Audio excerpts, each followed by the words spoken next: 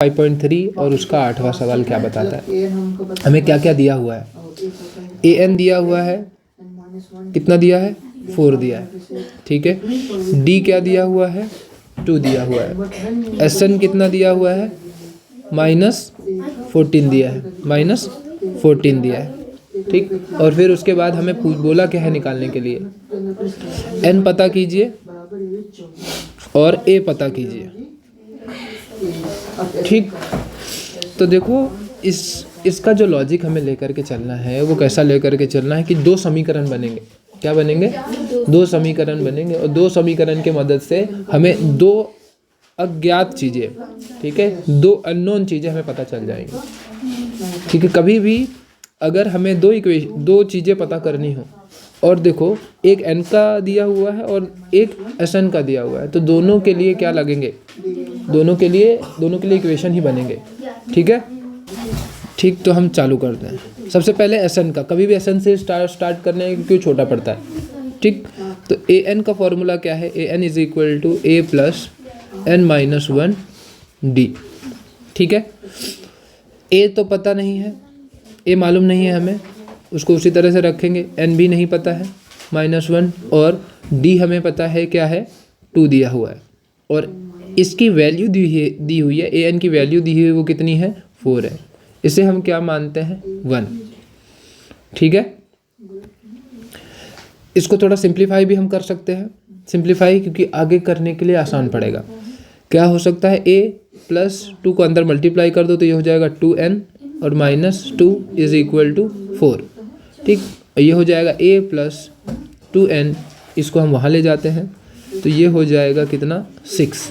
इसको हम क्या मान लेते हैं, 2, ठीक। अब हम क्या करते हैं, एस एन का फॉर्मूला लगाते हैं, ये यहाँ पर ख़त्म हुआ। एस एन का फॉर्मूला क्या है, S N is equal to N divide by 2a plus n minus 1 D, ठीक है। अब इसे हम पहले लेते हैं, ठीक है। एस एन जो दिया हुआ है वो कितना दिया हुआ है, -14, ठीक है। n कितना है नहीं मालूम, n ही पता करना है हमें, ठीक। 2a भी नहीं पता है, ठीक। n-1 को भी उसी तरह से रहने देते हैं, ठीक। और d हमें कितना दिया हुआ है, 2, ठीक है। अब इस 2 को हम यहाँ पर ले जाते हैं, ठीक है। इस 2 को यहाँ पर ले जाते हैं, आसान पड़ेगा सॉल्व करना, बस, और कोई लॉजिक नहीं है। 2 बाहर निकाल करके भी हम इसे कट कर सकते थे, बट हमने अभी ढूंढा हुआ है कि ये जो वैल्यू है इससे सीधा रिप्लेस की जा सकती है। यहाँ पे क्या किया जा सकता है, इसे सीधा रिप्लेस किया जा सकता है, जिससे थोड़ा आसान हो जाएगा। एक और तरीका है कि लॉन्ग पूरा लंबे से चले, ठीक है, लेकिन वो हमें कैसा प्रॉब्लम में डाल देगा, ठीक है, क्योंकि ए भी रहेगा फिर एन भी रहेगा, दोनों चीज़ें रहेंगी, फिर हमें इक्वेशंस बनाकर ही सॉल्व करने पड़ेंगे। कोई एक चीज़ हमें माइनस करनी है, जैसे n है, n इसके साथ मल्टीप्लाई हो जाएगा तो ये n² हो जाएगा। क्या हो जाएगा, n² हो गया और साथ ही साथ a भी है, तो इसे सॉल्व करना मुश्किल पड़ेगा, ठीक है। तो हम क्या करते हैं, 2 को यहाँ पर मल्टीप्लाई करते हैं तो ये हो जाएगा -28, ठीक। n उसी तरह से रहने देते हैं। 2a को क्या लिख सकते हैं, a प्लस a, ठीक है, प्लस n-1 2, ठीक। अब यहाँ पर देखो, ये जो है, ठीक है, और इसे देखो बिल्कुल सेम है। LHS दोनों का देखो, LHS हमें दोनों का LHS देखने की ज़रूरत है। a plus n-1 2, a plus n-1 2।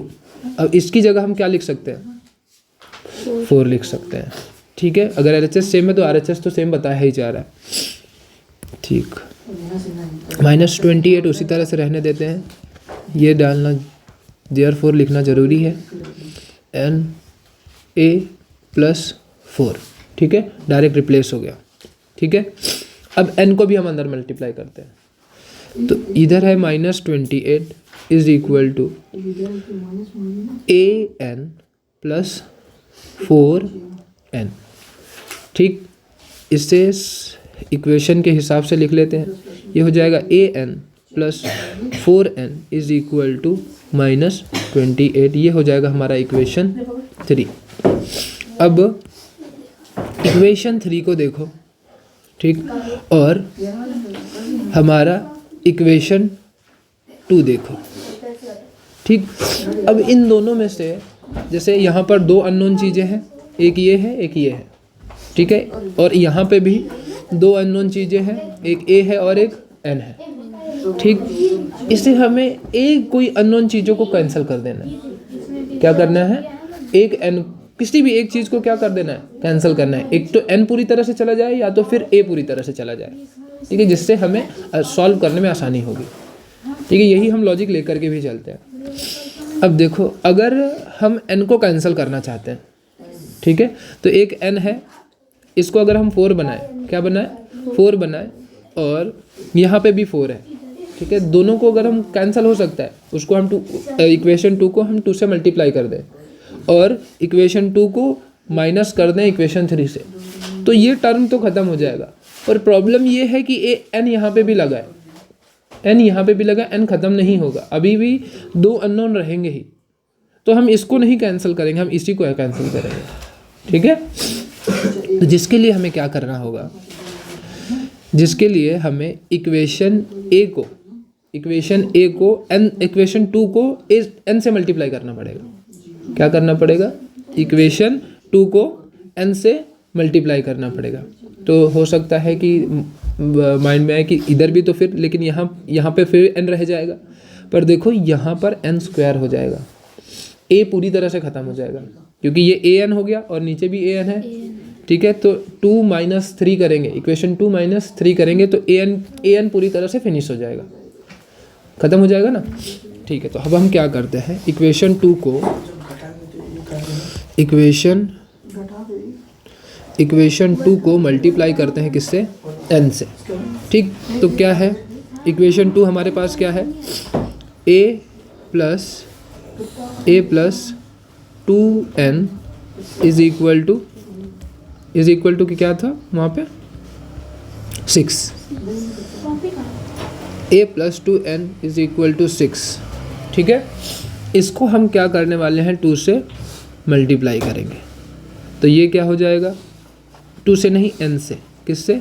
n से। तो ये हो जाएगा an plus 2n square is equal to 6n, यही होना है। अब ये हो जाएगा हमारा क्या? इक्वेशन 4, ठीक। अब हम क्या करते हैं? इक्वेशन 4 को माइनस करते हैं 3 से, ठीक है। इक्वेशन 4 को माइनस करते हैं इक्वेशन 3 से। इक्वेशन 4 को हम पहले लिखते हैं an प्लस 2n स्क्वायर, ठीक, इज इक्वल टू 6n, ठीक, माइनस, और इक्वेशन 3 क्या है हमारा? an plus 4n is equal to -28, ठीक। ये प्लस में है तो माइनस हो जाएगा, ये प्लस में है तो माइनस हो जाएगा, ये प्लस में है तो ये माइनस में है तो प्लस हो जाएगा। अब देखो, ये प्लस है ये माइनस, तो दोनों कैंसिल हो जाएंगे, मतलब यहाँ पर 0 आएगा। 2n स्क्वायर है, इसका कोई टर्म तो है नहीं, ठीक है, तो डायरेक्ट हमें लिखना होगा, तो ये हो जाएगा 2n स्क्वायर, ठीक। अब इसका टर्म भी नहीं है, इसका टर्म इक्वल टू के उस साइड है, पर यहाँ तो नहीं है ना, तो इसे भी हम डायरेक्ट लिखेंगे 4n। इधर भी 6n का कोई टर्म नहीं है इक्वल टू के बाद में, तो इसे भी हम डायरेक्ट ही लिख लेंगे 6n, और 28 के साथ भी कोई टर्म नहीं है, तो इसे भी हम डायरेक्ट लिख लेंगे +28, ठीक। अब क्या करना है? अब हम इसे इस साइड लेकर के आते हैं, ठीक है, क्योंकि ये भी n का टर्म है और ये भी n का टर्म है, इनमें प्लस या माइनस हो जाना है। तो ये हो जाएगा 2n स्क्वायर, ठीक, प्लस 4n माइनस 6n, इससे भी यहीं ले आते हैं, ठीक। ये हो जाएगा -28, ठीक, इज इक्वल टू 0। ओके, ये मिलके क्या बन जाएगा? 2n square minus 2n plus 4 minus 6n 2n minus 28 is equal to 0। अब देखो ये क्या हो सकता है, ये 2 से पूरा कट सकता है ना, तो ये क्या हो जाएगा n square minus n minus 28 is equal to 0, sorry 28 नहीं माइनस 14। तो अब हमें क्या चाहिए कि 14 को ऐसे दो टर्म चाहिए, ऐसे दो नंबर्स चाहिए जिनको मल्टीप्लाई करने के बाद माइनस 14 आता हो और जिनको प्लस माइनस करने के बाद माइनस 1 आता हो। कौन सा ऐसा नंबर है?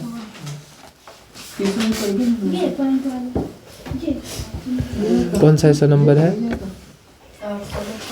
यहाँ पे हमसे एक गलती हो जाती है कि यहाँ पर हमने क्या ले लिया है, प्लस, यहाँ पे माइनस हो गया पर फिर भी हमने क्या लिया, प्लस ही, तो इसको कन्वर्ट करना पड़ेगा क्या, माइनस। ये भी क्या हो जाएगा, माइनस। अब दोनों मिलकर के क्या बन जाएंगे, 10, ठीक है। और फिर इसके बाद हमने क्या किया, 2 से डिवाइड किया है, तो ये क्या हो जाएगा 5n। तो अब हमें कौन सा नंबर, अब हमें क्या चाहिए, जिनका मल्टीप्लिकेशन 14 होता हो और जो प्लस माइनस करने के बाद हमें क्या देते हैं, -5 देते हैं। तो हमारे पास एक नंबर है -7 × 2, ठीक है, -7 रखा है तो -7 × 2 14 और -7 + 2 -5, ठीक। अब हम इसे पुट करते हैं यहाँ पर, तो ये हो जाएगा n स्क्वायर माइनस